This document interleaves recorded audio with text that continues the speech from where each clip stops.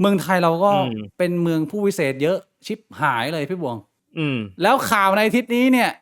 โอ้ my god เออพี่บวงเห็นข่าวโอ้ my god ไหมโหมันไม่รู้ว่าพูดถึงข่าวไหนเลยอะว่าแต่ละข่าวก็เรียกว่าตัวตึงทุกข่าวเลย คืออาทิตย์นี้มันมีข่าวคนอมกระดอเยอะมากเลยพี่บวงไอ้เชี่ย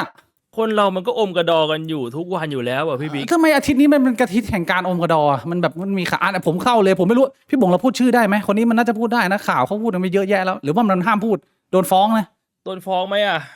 ผมเป็นนักข่าว อา เขา จา ขึ้ ร น ย์ไพศาลแสนชัยอะเหรอ ไม่ทันแล้วอย่างนั้นกูขึ้นเลยอ่ะสำหรับใครที่ไม่ทราบนะอ่ะก็อาทิตย์นี้ เอาขึ้นหน้าแม่งเลยแล้วกันไอ้เชี่ยเอ้ยอันนี้เป็นไงเรื่องจบลาวไงดูพลังก็พอเชี่ยนึกว่าด็อกเตอร์สเตรนจ์ อันนี้คือช่วงยุคเขาหนุ่มๆเหรอ อันนี้ช่วงยุคทองพี่บวงแล้วพี่บวงได้ดูโหนกระแสใช่ไหม ได้ดูแค่ตอนที่เขาเอาคลิปมาเปิดอะ พี่บวงอยากจะพูดเรื่องประเด็นนี้ยังไงกับสังคมนิดนึงฮะกับอาจารย์ไพศาลแสนชัยมันมีอะไรที่น่าพูดบ้างคือไอ้ประเด็นเนี้ยสำหรับผมเลยอะมันก็คือประเด็นเดิมครับ คือเรื่องของคำว่าความเชื่อส่วนบุคคล ไม่ควรเข้าไปก้าวไก่ายคุณลองนึกภาพว่าถ้าสมมุติว่าเป็นพี่ชายคุณที่เขาเชื่อ แล้วคุณก็ไม่ได้เข้าไปก้าวไก่ายคุณก็ไม่ได้เข้าไปพยายามพูดคุยว่าแบบเฮ้ยมันเกิดอะไรขึ้น แล้วมันก็ไปถึงจุดที่อาจารย์เขาทำการแก้กรรมให้พี่ชายคุณแบบเนี้ยมันได้ไหม อ้าวทำไมอ่ะเขามีพลังพิเศษทางกายภาพให้บวงดูดกรรมดูดไอคนที่เขาไปเนี่ยคือเขาไปรักษาปวดหัวที่แบบเป็นปวดหัวเรื้อรังไปหาหมอไม่หายอ่ะเขาต้องการดูดความปวดเนี่ยผ่านทางกระดอได้ไหมล่ะแล้วหายปวดหัวไหมล่ะ ไม่หายเด็กก็ปวดสองหัวเลยทีเนี้ยไอ้เหี้ย นั่นน่ะดิเนี่ยแล้วมันเป็นเรื่องของความเชื่อไหมอ่ะคือกูไม่เชื่อ แต่มึงเชื่อ แต่มันไม่ได้หมายความว่ากูจะเตือนมึงไม่ได้ไงอันนี้คือสิ่งที่ผมต้องการจะสื่อมาโดยตลอด แต่ว่าคนที่มีความเชื่อเนี่ยเขาก็จะบอกว่าเฮ้ยถ้ามันความเชื่อกูมึงอย่ามายุ่งแล้วข่าวนี้มันไม่ใช่ข่าวแรกนะไอ้ข่าวที่บอกว่าศรีกาโดนพระล่วงละเมิด หรือว่าพระไปล่วงละเมิดคนอื่นไปหลอกเงินคนอื่นนู่นนี่นั่นมันเกิดขึ้นมากี่รอบแล้วกับเรื่องแบบเนี้ยผมย้ำนะ ผมไม่ได้อยากจะโจมตีศาสนา ผมไม่ได้อยากจะบอกว่าศาสนาไม่มีสิ่งสำคัญ ผมพูดอยู่ตลอดว่าเฮ้ยบางครั้งเนี่ยผมเข้าใจว่าศาสนาเนี่ยมันเป็นเครื่องยึดเหนี่ยวจิตใจได้จริงๆมันเป็นเครื่องที่มันช่วยให้ชีวิตของคนที่เขาไม่รู้จะไปต่อยังไงมันไปต่อได้ ผมเข้าใจว่ามันมีประโยชน์ของมันอยู่แต่ว่าถ้าเป็นแบบเนี้ยคุณไม่เปิดใจสักหน่อยหรอว่าในเมื่อมันมีประโยชน์มันก็ต้องมีโทษด้วยทุกครั้งที่ผมพูดเนี่ยผมไม่ได้จะบอกว่าแบบเฮ้ยเชื่อพวกทุกคนที่แม่งมีความเชื่อเนี่ยมันเป็นคนโง่ไม่ใช่นั่นไม่ใช่สิ่งที่ผมต้องการจะสื่อเลยผมย้ำอีกครั้งผมต้องการจะสื่อว่าเฮ้ยเราต้องระมัดระวังคนที่มาใช้ความเชื่อในการหากินในการเอาเปรียบไม่ใช่คุณจะคิดแค่ว่าเฮ้ยพอมันเป็นความเชื่อมันเป็นความเชื่อของเราอ่ะคุณไม่ต้องมาสนหรอกแล้วรู้ตัวอีกทีคุณก็ไม่โดนเขาอมกระเจียวคุณก็ไปอมกระเจียวเขาอ่ะมี2 อย่างนะหรือบางคนก็คือเอานะมาลงรูตูดอะไรแบบเนี้ยจากที่รูตูดของคุณมันเป็นสีดำอยู่ดีๆมันก็เป็นสีทองอลามขึ้นมาอ้าวทำไมต้องการเพิ่มเสน่ห์อ่ะหรือบางคนมีแบบว่าญาติที่อายุเยอะแล้วก็โดนโกงไปจากทาง call center บางทีมันก็ใช้เรื่องของความเชื่อมามีส่วนในการหลอกเงินคือมันโดนทั้งหมดทั้งร่างกายทั้งทรัพย์สินทั้งจิตใจมันโดนหมดผมไม่เข้าใจส่วนใหญ่คนที่เขาไปแบบนี้มันก็จะเป็นลักษณะเหมือนปากต่อปากก็คืออ้าวก็รู้ว่ามันมีคนที่เอาความเชื่อมาหากินนะแต่ว่าอันนี้เขาของจริงคนนี้มีแต่มหาเศรษฐีคนมีการศึกษาสูงดาราดังๆเนี่ยไปออกรายการคนดู2 ล้านเนี่ยมีแต่คนบอกใช่ของจริงดาราเขาบอกเฮ้ยผมก็ไปไหว้ให้มารายการดังๆในทีวีช่องใหญ่ก็บอกเฮ้ยคนนี้ของจริงเนี่ยมึงโดนเข้าไปนี่คือยังไงอ่ะอมแบบสุดโคนเหรอแบบริมฝีปากบนติดหัวหนาวริมฝีปากล่างติดกระโปงแล้วก็ลิ้นไก่โดนหัวควยแบบนั้นเหรออันนี้คือเรียกว่าของจริงเหรอเอาก็พอเขาบอกว่าของจริงปุ๊บพอไปหาอาจารย์ปุ๊บอาจารย์ก็บอกว่าเอาลูกศิษย์ไปปั่นมานะเหี่ยวมาดูดแบบเหี่ยวไม่ดูดนะต้องแบบว่าขึ้นมา45 องศาที่ผมฟังจากคลิปมาเลยนะที่คุณพุทธอภิวันเปิดพระอาจารย์บอกว่าเอาพนุ่มกระดอไม่แข็งไปปั่นทำไมน้องชายยี่นั่นเขาไปปั่นมาแล้วเขาบอกว่าต้อง45 องศาพาดไว้ตรงนี้นะพาดไว้พี่น้องประมาณเนี้ยแล้ว อาจารย์ที่มหาเศรษฐีคนร่ำคนรวยในประเทศไทยเขายังไปทำแล้วเขารวยเนี่ยมันจะเป็นของปลอมได้ไง มึงไปเปิดในพระไตรปิฎกหรือตำราเล่มไหนดิมันมีเขียนไว้ไหมไอ้คำว่าของจริงเนี่ยถ้ามันมีเขียนไว้ในตำราเนี่ยกูจะเชื่อ ไม่มีมันคนละศาสตร์กันนี่มันเป็นพวกพราหมณ์ฮินดูแล้วไงมันคนละแบบ สาย อะ ไหนพราหมณ์ฮินดูมีเหรอตำราที่แบบว่า ดูดหำเพื่อแก้กรรมอ่ะ ผมว่ามันเป็นลักษณะเหมือนกับว่าเขาเป็นคนที่ความเชื่อมัน100%แล้วก็ไปอยู่ในสภาวะที่ไปเจอคนมีอำนาจมีชื่อเสียงมี power มากกว่า แล้วก็มีความสั่นกลัวหรือสงสัยสักเล็กน้อย ว่าแบบเฮ้ยเชี่ยมันใช่หรือว่าแต่ว่าก็มาแล้วอะไรเงี้ยก็เลยอาจารย์บอกเฮ้ยมึงอยากจะหายปวดหัวก็ต้องเอากระดอมาให้ข้าดูดประมาณนี้ใช่ไหมล่ะมันแบบว่าเขาคิดไม่ได้แล้วตอนนั้นเขาแบบสั่นเทาไปหมดแล้วเหตุผลข้ออ้างในการตอบเขาจะเหมือนกันหมดเลย แม้กระทั่งดาราหรือพิธีกรชื่อดังอย่างพี่มดดำก็ยังใช้เหตุผลเดียวกันก็คือไอ้เรื่องทำผิดมันก็เรื่องนึงแต่พลังเขามีนะเว้ยเหมือนที่เขาบอกอาจารย์หมอบีอ่ะก็คือหมอบีเป็นคนดี มีพลังอะไรวะ เอ้าพี่มดเขาบอกเลยว่าเขาทำผิดมันก็เรื่องของกฎหมายไปอะแต่ว่าฉันเห็นพลังมาฉันเห็นแล้วฉันเชื่อฉันประสบ เห็น มาแล้ว อะไรเขาเห็นอะไรอ่ะ เห็นนิมิต อาจารย์ไพศาลเขาบินได้เหรอหรือว่าเขาแบบมีพลังจิตสื่อสารโทรจิตได้ไหนลอง ไม่มีนะ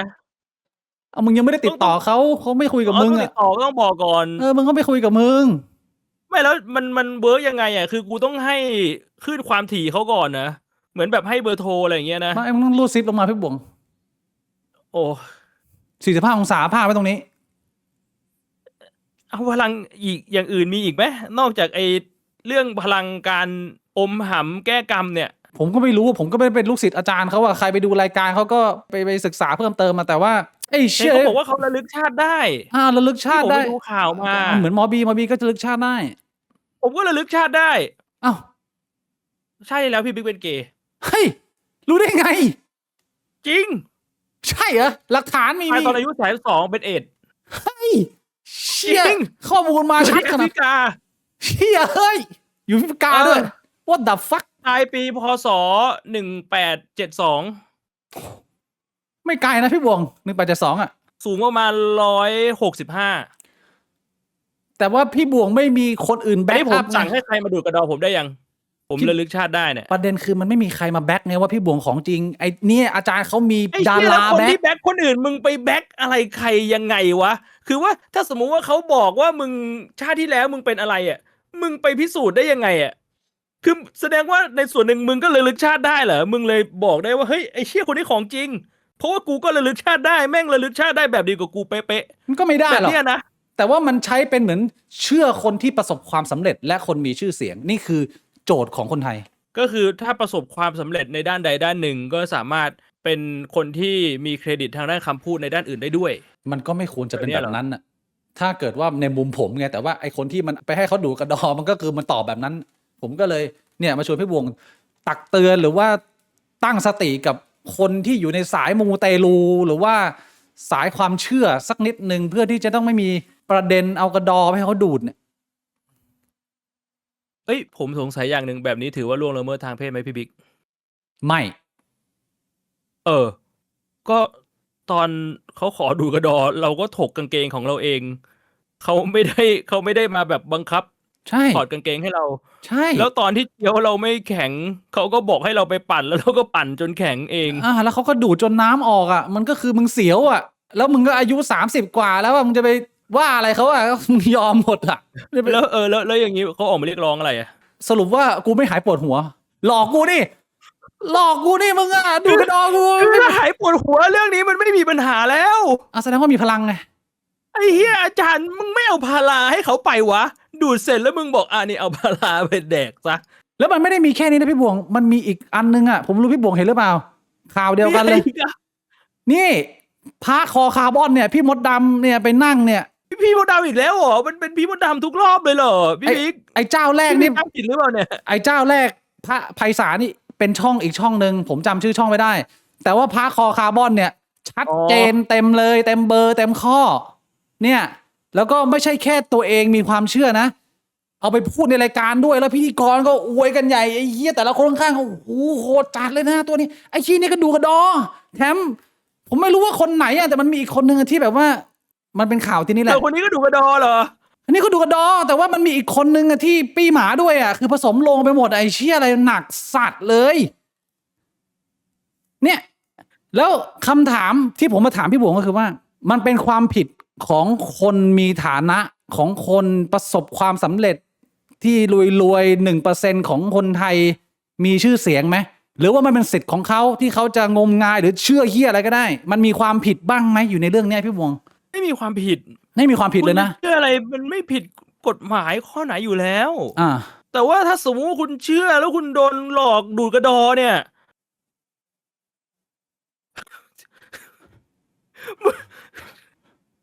โอ้ยสัตว์เอ้ยไม่ต้องให้กูพูดเหรอกูถามจริงเหอะ ไอ้เหี้ยเป็นข่าวออกโหนกระแสมันไม่ได้เป็น เฮ้ยคือผมเข้าใจนะว่าถ้าสมมติว่าคุณเป็นคนที่ไร้เดียงสาคุณเป็นเด็กคุณเป็นเชี่ยอะไรนะผมว่าไป แต่มึงเป็นนักธุรกิจอะ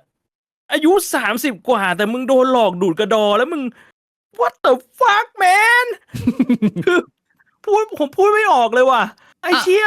สมมุติว่าเป็นคนใกล้ตัวคนที่เรารักอย่างเงี้ยพี่บวงจะเตือนเขายังไง ผมก็คงจะบอกว่าแบบ ทีนี้มึงเข้าใจหรือยังว่าความเชื่อของมึงมันพามึงไปตรงไหน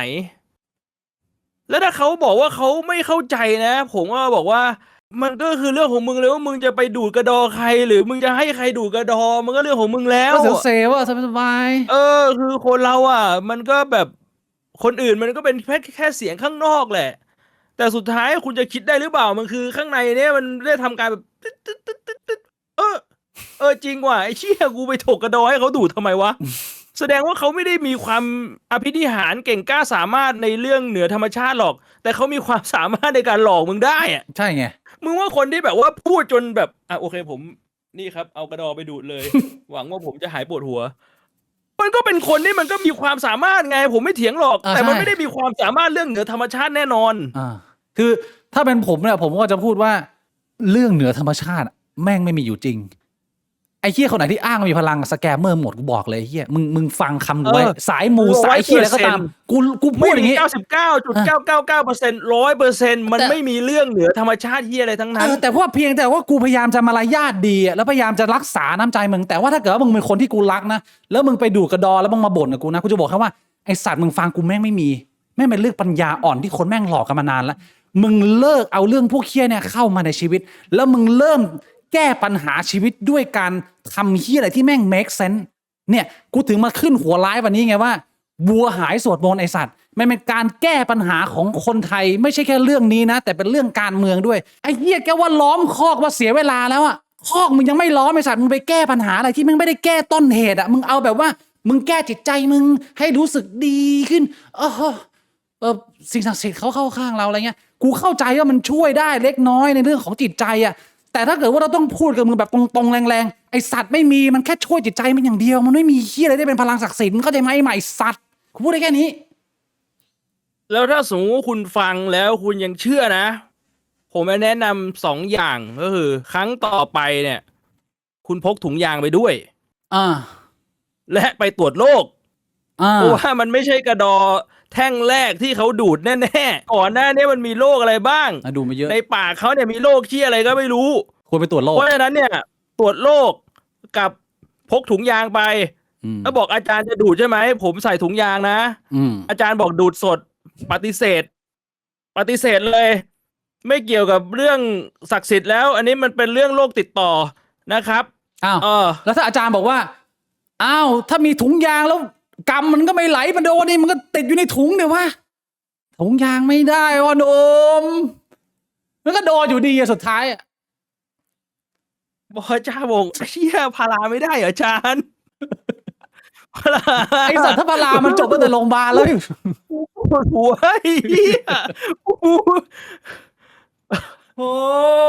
my god ไอสัตว์ what the fuck เมื่อกี้พี่บวงตอบไปแล้วแต่ว่าผมอาจจะมองต่างนิดนึงคือประเด็นของเรื่องพี่มดดำผมมองเหมือนพี่บวงว่ามันไม่ใช่ความผิดเขาถ้าเขาจะอยากจะเลือกเชื่อเฮียอะไรเลยแต่อยากให้ใครดูกระดอช่างแม่งแต่ว่าในฐานะของคนที่มีอิทธิพลสื่อใหญ่มากมีคนตามทั้งประเทศผมว่าวิจารณญาณในการนำเสนอเนี่ยต้องมี มันเป็นความรับผิดชอบอย่างหนึ่งต่อสังคม มันไม่ได้เป็นกฎข้อห้ามหรือผิดร้ายแรงหรอก แต่ว่าจริยธรรมในตัวมึงมึงควรจะเก็บความเชื่อมึงเอาไว้โง่อยู่แค่ส่วนตัวก็พอมึงอย่าให้คนสังคมนี่แม่งเละไปกว่านี้เลยกูขอเถอะมึงจะเป็นคุยเรื่องบันเทิงอะไรเงี้ยมึงช่วยเก็บเรื่องนี้เอาไว้ในวงมึงนิดนึงนะเอฟเฟกต์ที่มันเกิดต่อไปมันมีผลกระทบผมคิดว่าไม่ผิดที่พี่จะเชื่อแต่ว่าถ้ามันมีคนเตือนมากๆมึงเก็บเอาไว้ส่วนตัวได้ไหมอันนี้ถือว่าผมขอได้ไหมหรือผมขอเกินพี่บวงไม่ถูก มันก็นะพี่บิ๊กก็พูดถูกว่าเขานึกออกว่าคนที่มีชื่อเสียงคำพูดแม่งมีคนฟังแล้วบอกหุยเนี่ยอาจารย์คนเนี้ยของจริงเนี่ยหุยพูดแล้วขนลุกเนี่ยไปลองมาแล้วเนี่ย แบบเนี้ยมันก็มีผลนะ มีผลเยอะมากพี่บวง เยอะสุดๆกูบอกเลยแล้วยิ่งดังระดับนั้นน่ะ เรื่องนี้มึงต้องเผาๆได้แล้ว ผมก็ไม่รู้เขาเผาๆหรือเปล่าก็ไอคลิปที่เขาออกมาเปิดกันมันก็เป็นภาพเก่าแล้ว อันนี้ผมก็เข้าใจ แต่ว่ามันส่งผลกระทบเยอะเพราะว่าคนส่วนใหญ่มันไม่ได้มีสติสัมปชัญญะขนาดนั้นใช้คำนี้แล้วกัน คืออย่างที่ผมบอกแหละไอการอมกระดอกันมันก็ไม่ใช่เรื่องผิดหรอก แล้วพอถามว่าแล้วมันเป็นการข่มขืนหรือการล่วงละเมิดทางเพศไหมมันก็ตอบยากเลยทีนี้ คือถ้าเกิดว่าไม่มีประเด็นเรื่องเงินทองอะไรอื่นๆหรือหลักฐานในการหลอกลวงเนี่ยถ้าเอาเฉพาะประเด็นของการกระทำชำเราหรือล่วงละเมิดทางเพศเนี่ยมีทนายออกมาบอกแล้วว่ามันไม่เข้า เฉพาะเรื่องนี้เรื่องเดียวนะมันเป็นการยินยอมส่วนตัวมึงเสียวมึงเสร็จหมดอะมึงปั่นเองเหี้ยเขาก็บอกมึงปฏิเสธได้แต่มึงไม่ปฏิเสธไง ถ้าเปลี่ยนเพศก็เหมือนกันไหม เปลี่ยนเพศก็เหมือนกันพี่บวงก็ถ้าเกิดว่าผมไม่ได้ใช้กำลังหรือว่าใช้ยาสารอะไรเงี้ยผมนั่งเป็นอาจารย์แล้วพี่บวงเดินมาเป็นสาวมาบอกอ้าวแม่สาวถอดเสื้อเดี๋ยวแก้กรรมให้แล้วมึงก็เข้าไปดูดหัวนมเขาอย่างเงี้ยแล้วมึงก็เป็นคนถอดเองมึงมาเองมึงจ่ายตังค์กลับบ้านอ่ะต่อสู้มึงก็ต้องมีหลักฐานเยอะพอสมควรนะไม่งั้นมึงสู้ไม่ได้นะเว้ยว่ามึงโตแล้วอ่ะมึงไม่ได้เป็นเด็กอ่ะ อืม